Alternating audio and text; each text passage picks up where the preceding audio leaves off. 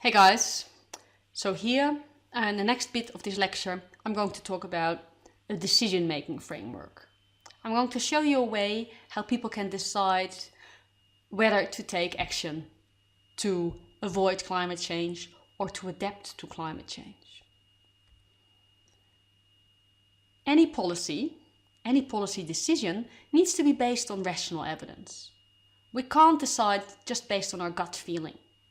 And it's not helpful for someone to reject a policy just because they don't like it.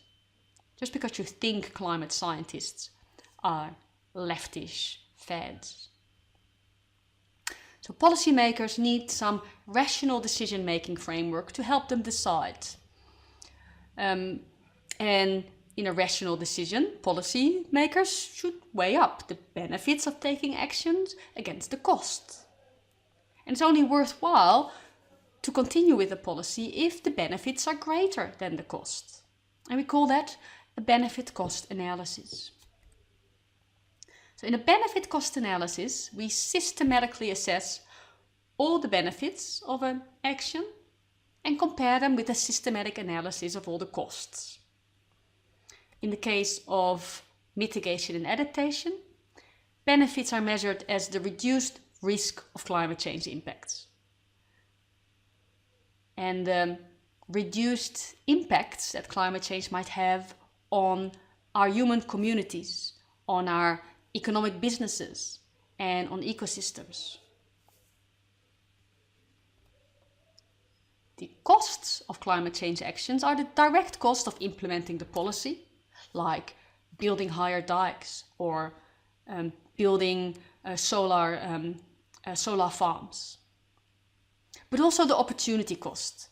So opportunity costs are the benefits that you lose because you're not able to do something anymore. So let me think of an example. Let's take that example of a wind farm. The cost of building a wind farm are the direct implementation cost associated with the wind turbines. But there's also opportunity cost involved. For example, because you won't be able to use that area of land for other purposes anymore. Usually people understand the costs relatively well, but the benefits are harder to grasp. So I want to go through some of the benefits of climate change actions. And I'm going to focus on mitigation actions because they're a bit more difficult to grasp than adaptation benefits. I'm going to discuss 4 different types of benefits. The first one are avoided market impacts of climate change.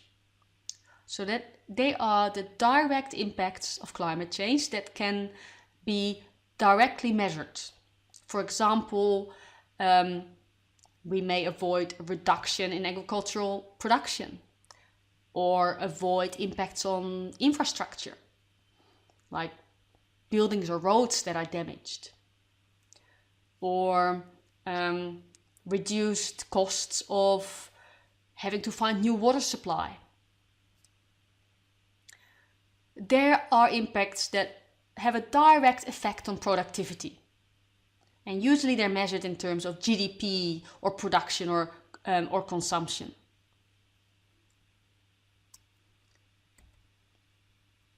But there's also another market benefit that's not directly captured in market data. We call that a market benefit, but they're not directly observable. They are market benefits that work through indirect markets. For example, tourism. Say we have a climate change impact that affects the coral reef. That climate change impact could influence the tourism market, which is an indirect market effect of climate change, and therefore maybe reduce the profits for the diving industry.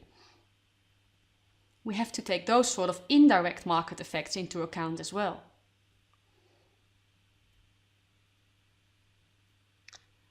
The third type of impact may be even more difficult to measure, and they're the avoided cost of having to increase your insurance to avoid potential damages. So in general, people are highly risk averse when there's the possibility of a very large loss. For example, the possibility of increased flooding because of climate change. And people are taking out insurances to protect them from the costs of such floods or other climate change impacts. And the amount that you're willing to pay for this insurance is a cost of climate change. So if we avoid climate change, we can avoid that cost. Therefore, it's a benefit.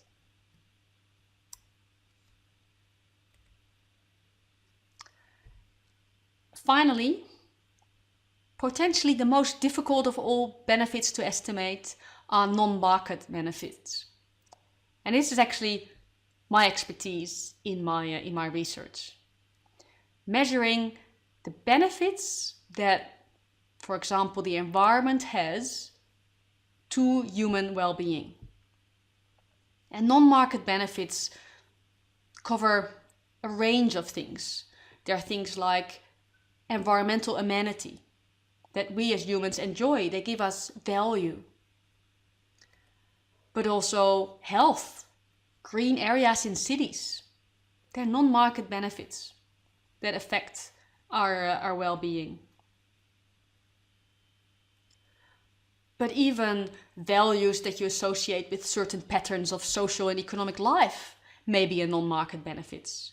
For example, you might gain value from having viable rural communities. You may not live in a rural community, but you might value the fact that those communities exist and that there are farmers out there. Heritage value is another non-market benefit, and also the welfare of non-Australians.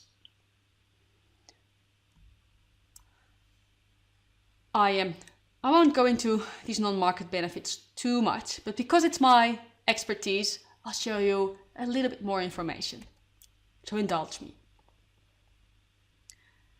And I want to impart on you that as economists, we're not just concerned with market values, but also with non-market values. And that these non-market values are equally important in human decision making, especially in the context of climate change. So, market non-market values is one way of looking at economic values. Another way is looking at use values and non-use values.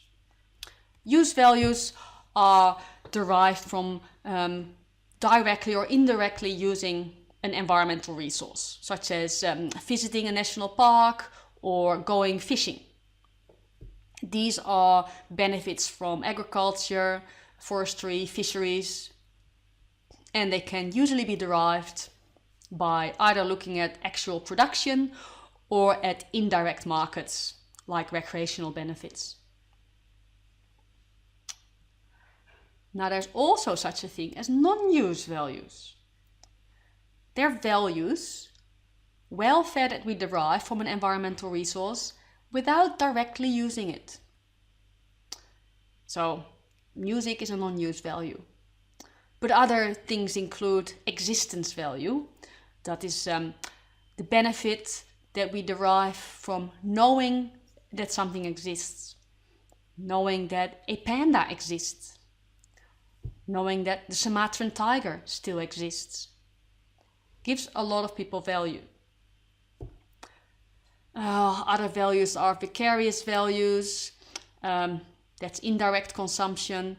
Bequest values, that's the value derived from preserving something for future generations. You don't need to know these words, but what I do want you to know is that total economic value encompasses all these types of benefits. So the benefits of climate change mitigation are not just looking at production and not just looking at direct market impacts, but also at indirect market impact and non-use values. And all those values should be captured in a cost-benefit analysis. So non-market values, they just capture the effect, the recognition that we value non-marketed assets, that we value the environment. We value things like natural heritage, but also cultural heritage and social heritage.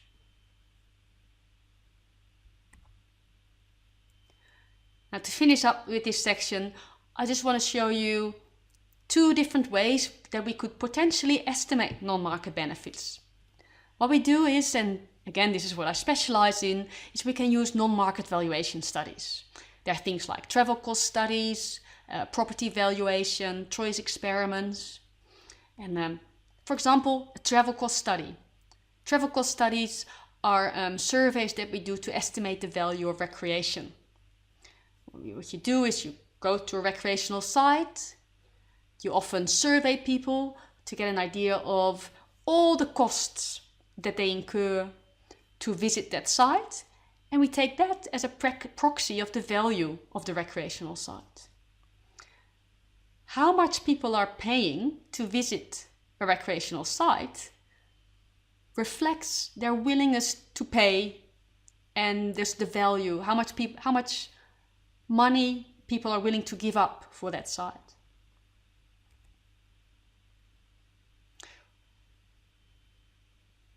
Environmental valuation can be used for a wide range of topics. Contingent valuation and choice experiments can be used for virtually any ecosystem, and they're typically survey methods. And in contingent valuation, we essentially ask people directly, how much money are you willing to give up to protect an ecosystem? Say, climate change has a massive impact on coral reefs. Coral bleaching is, to a large extent, caused by climate change, by higher temperatures of the sea.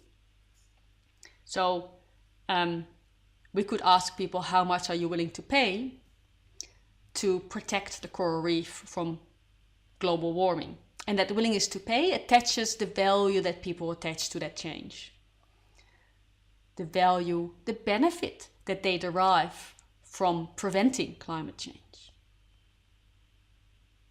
That was quite a lot of information. So let's have a bit of a break, and then I'll come back to cost-benefit analysis.